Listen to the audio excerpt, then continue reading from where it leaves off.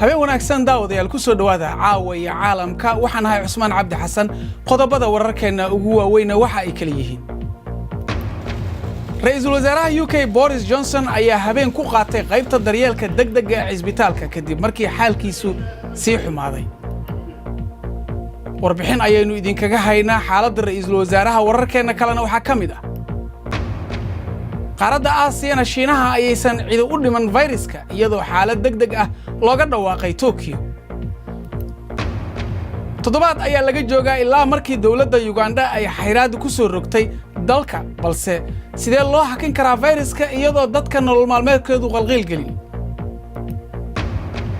waxaynu idin haynaa kabtan Gujis oo ka sheekeynaya sida aad kaliga isu karantiili kartid iyo nidaamka caawin kara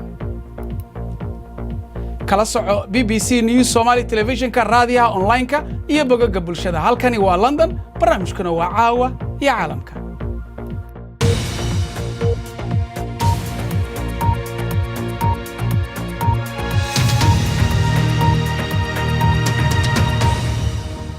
Ra'iisul Wasaaraha Britain Boris Johnson oo COVID-19 laga helay ayaa qaybta gargaarka degdega ee isbitaalka la dhigay markii xaalkiisu sii xumaaday xafiiska Ra'iisul Wasaaraha Downing Street waxa ay sheegeen in oof-wareenna uusan qabin xaalkiisana uu degan yahay lamana isticmaalin ayay yiraahdeen mashiinka dadka kaalmeeya muuqaaladan waa toddobaadkii hore waxaanu u sacbinayay dadaalka shaqaalaha caafimaadka UK Farxaan Maxamed Jimcaale oo koonfurta London ku sugan ayaan xaaladda Ra'iisul Wasaaraha wax ka weydiin doonaa balse markana aynu eegno waxa ka socda adduunka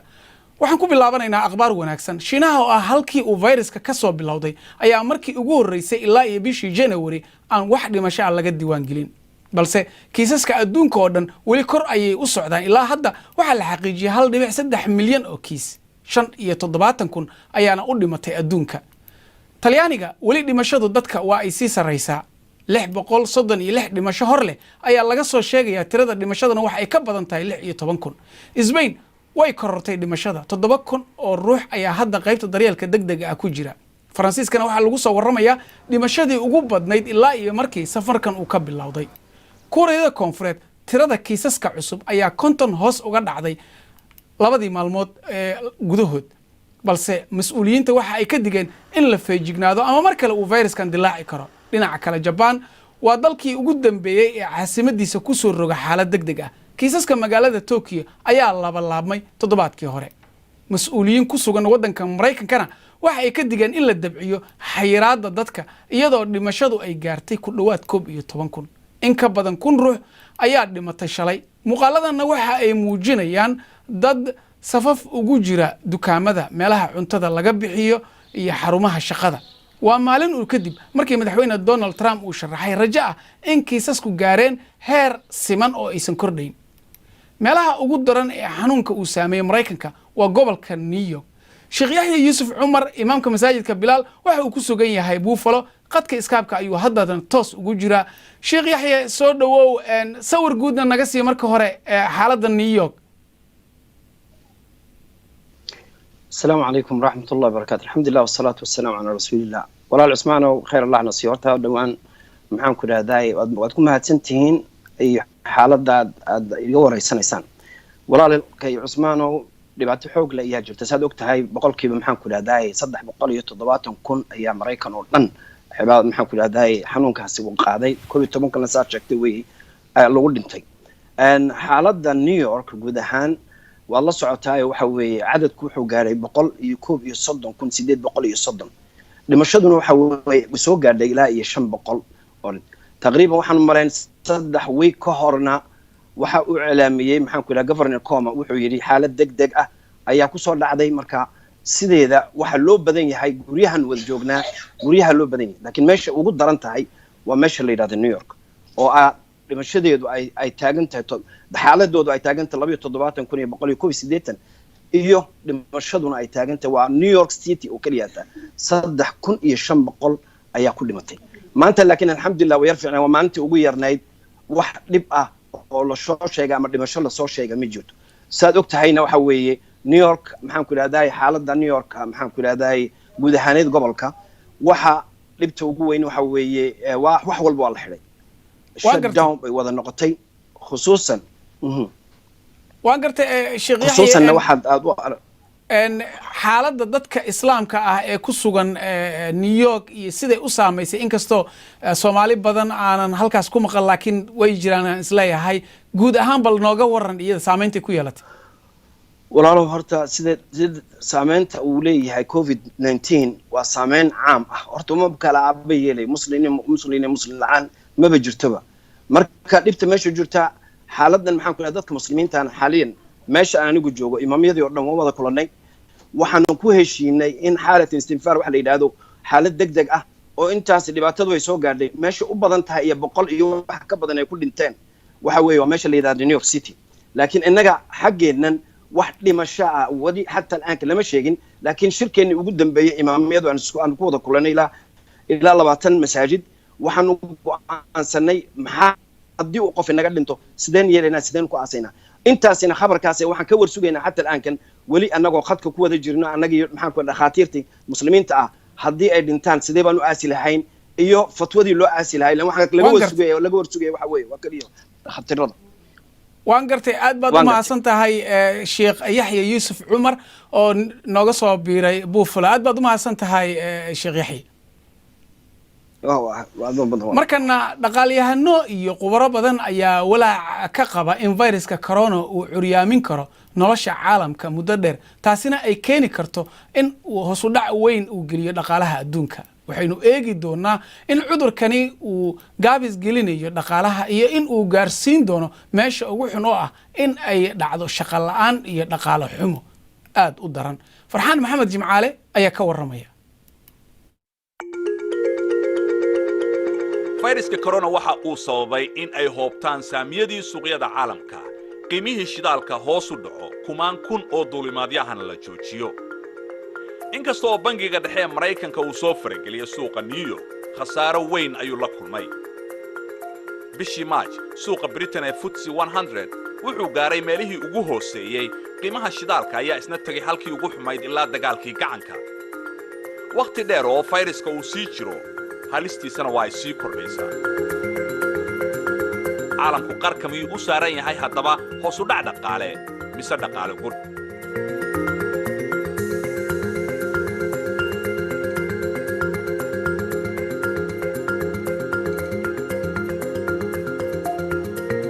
waa maxay farqiga u dhaxeeya hoos u dhac dhaqaale iyo dhaqaale gud hoos u dhac dhaqaale waa marka dakhliga dalka soo galo oo ah wax walba oo aan kharash garayno ama aynu helno uu 3 bilood hoos u dhac ku yimaado taasi oo ah in shaqo la'aantu ay kororto qiimuhu hoos u dhaco oo dadku ay dareemaan xaalad adag dhaqaale gudku dhinaca kale waa mid ka sii xun hoos u dhaca dhaqaale waa mid muddo dheer taagnaanaya kaasi oo dhaqdhaqaaqii guud ee dhaqaalaha uu gaabinayo oo uu kaduusanaanayo 3 sano ama in ka badan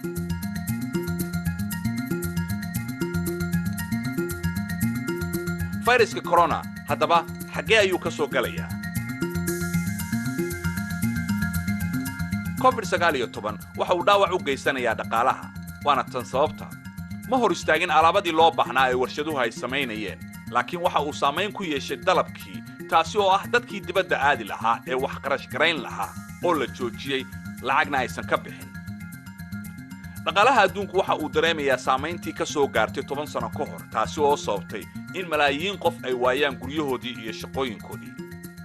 waxaa jiray dhowr jeer oo dhaqaaluhu hoos u dhacay laakiin sidan uma baahnayn inkasta oo bangiyadu ay hoos u dhigi karaan qiimaha dulsaarka si dadka lacag loo siiyo oo ah in ay wax badan qarash gareeyaan haddana taasi ma shaqaynayso marka ay timaado in dadka lagu dhiirigeliyo in ay diyaarad raacaan ama makhaayad ay ka soo cunteeyaan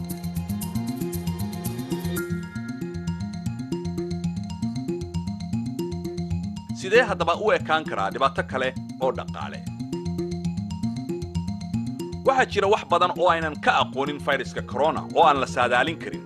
laakiin waxaynu ognahay waxa weeye in COVID-19 uu dhaawac u geysanayo dhaqaale awalba gaabis ah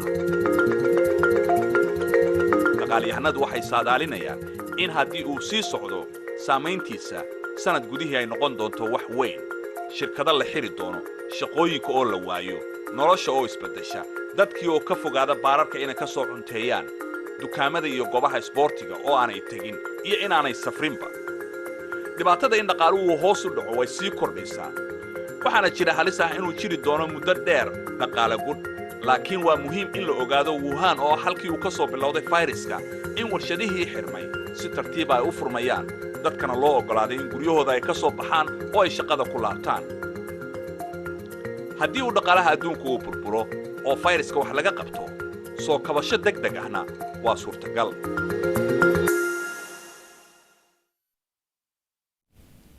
bal markana aynu eegno qodobo kale oo ku jira wararka caawa ururka Taliban ee Afghanistan ayaa isaga baxay wada hadallada dawladda ay la lahaayeen oo qayb ka ahaa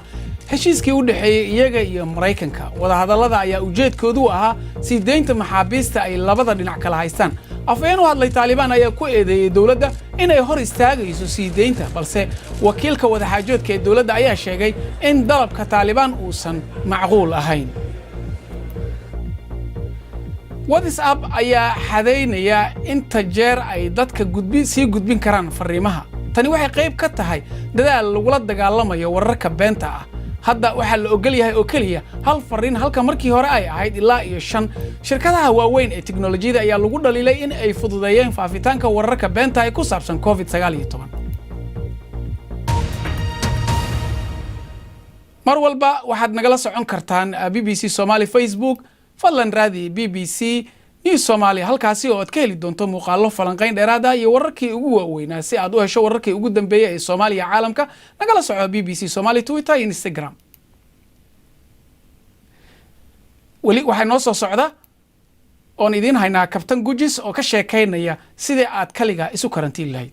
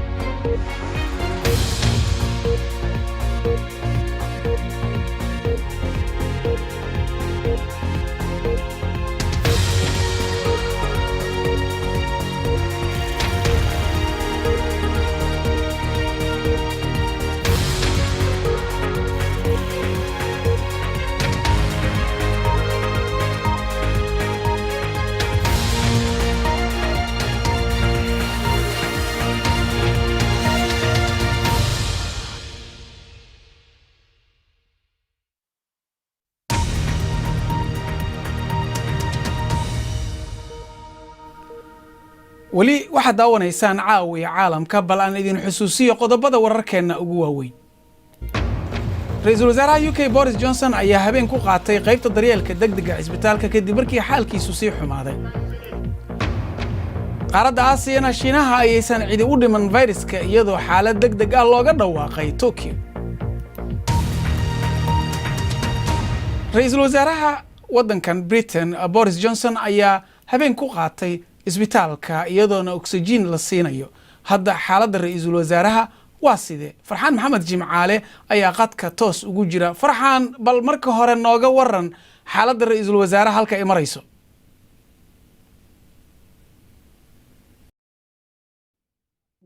waxa la keenay in marka si degdeg ah maaragtay loo geeyay aqalka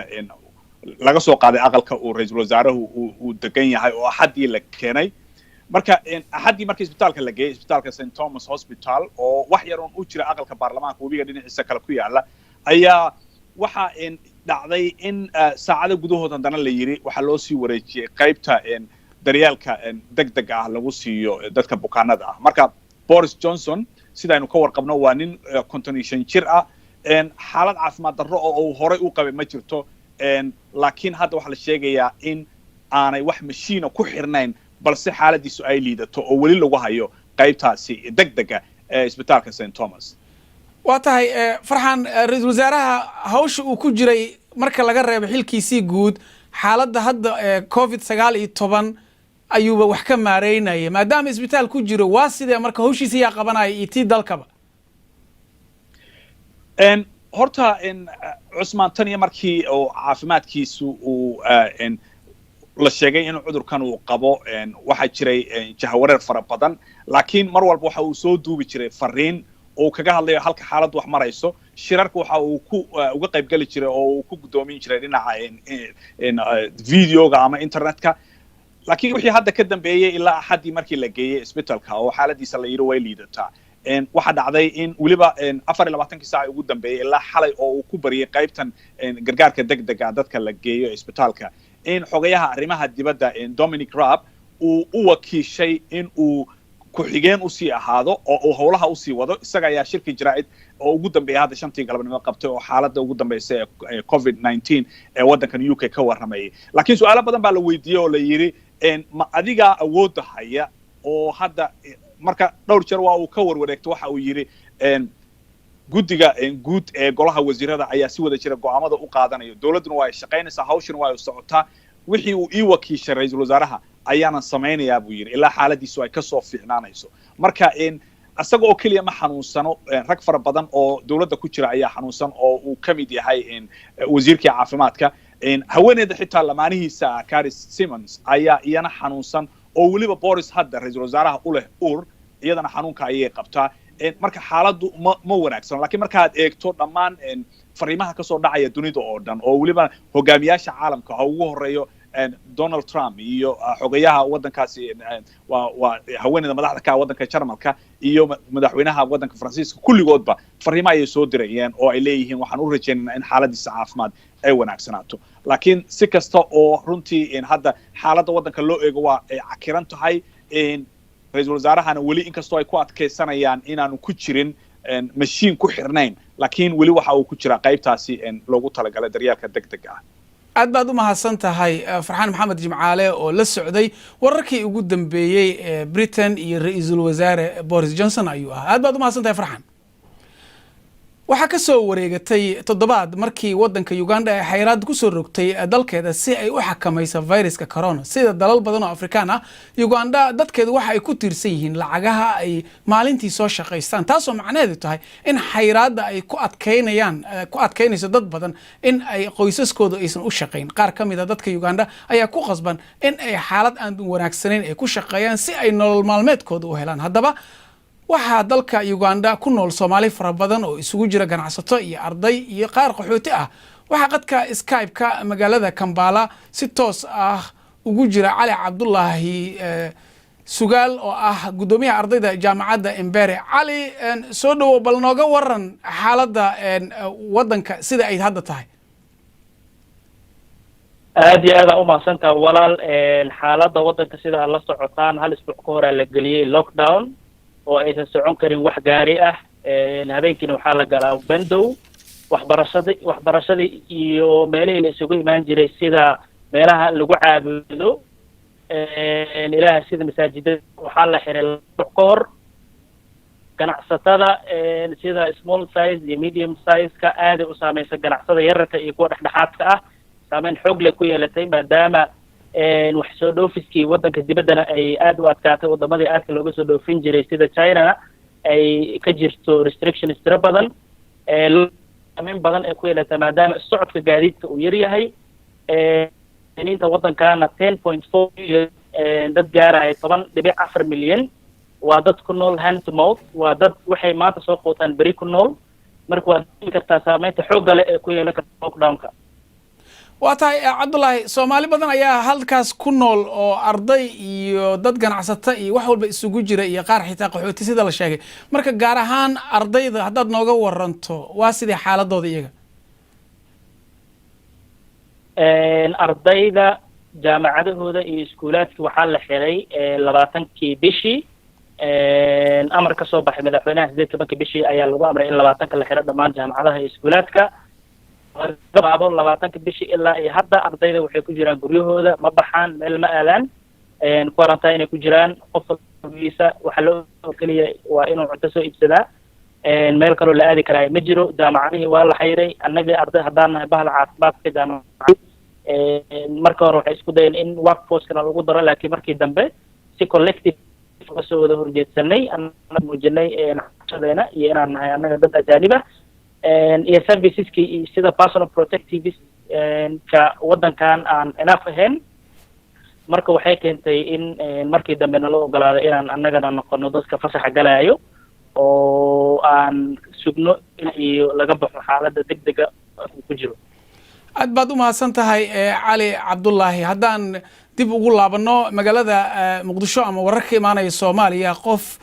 dhowr iyo 50 jir ayaa laga helay oo viruska corona Soomaaliya warkii ugu dambeeyay ee halkaasi ka soo baxay wixii kale soo kordhana waan idin socodsiinayna inta aan barnaamijka ku jirno haddana wararka ciyaaraha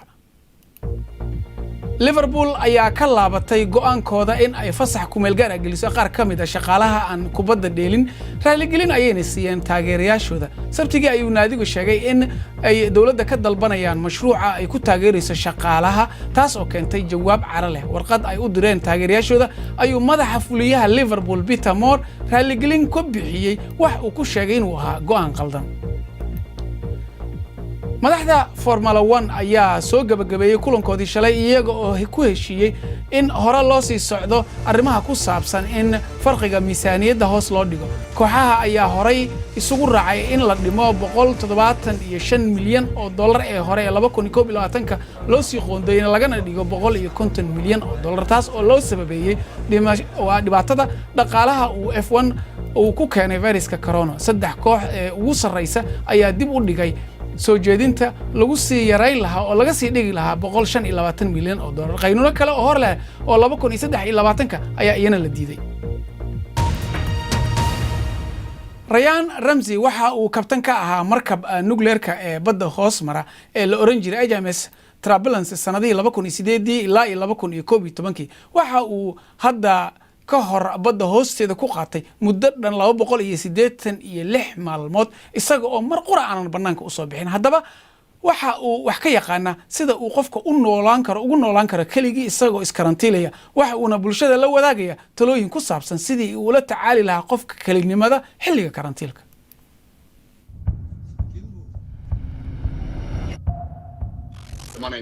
magacaygu waa Ryan Ramsey waxaan kabtan ka ahaan jiray mid kamid ah maraakiibta quusta ee nuclearka saaran yihiin markabkaas ayay dhumucdiisu ahayd 84 mitir marka waa meel aad u yar mana haysatid meel gaar ku ah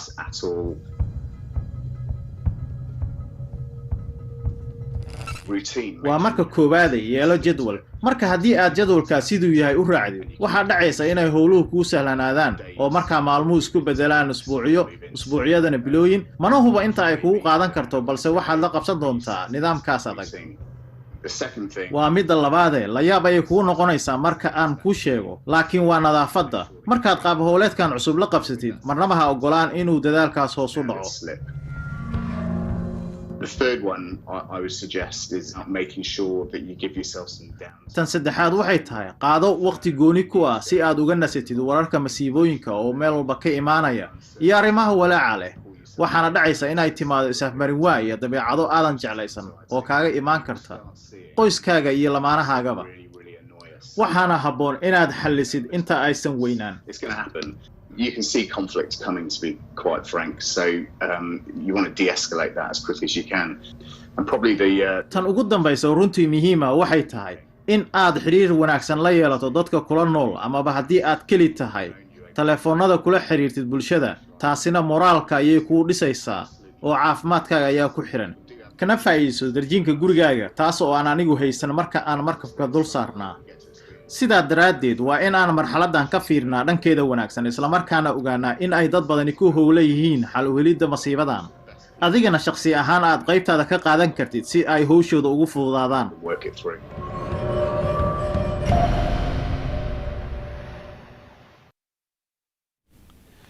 ugu dambeyntiina caawa waxaan idin hayaa arday waddanka Japan u dhalatay oo ka qaybgalaya xafladooda qalinjibinta oo aysan dadba meesha halkaasi badan imaan ardayda jaamacadda la yiraahdo BBT ee Tokyo ayaa meel fog waxay ka hagayeen robotyo iyaga wakiil ka ahaa sidaasina waxa ay ku qaateen shahaadooyinkii jaamacadda robotyada waxa u xirnaa dharka qalinjibinta screeno oo tablets oo muuqaalada ardayda ka muuqdaan waa ay ku rakibnaayeen sidaasi ayaa robot wakiil uga noqday ardaydaas intaasaan ku soo gabagabaynaynaa ee barnaamijkeena nabad gelyo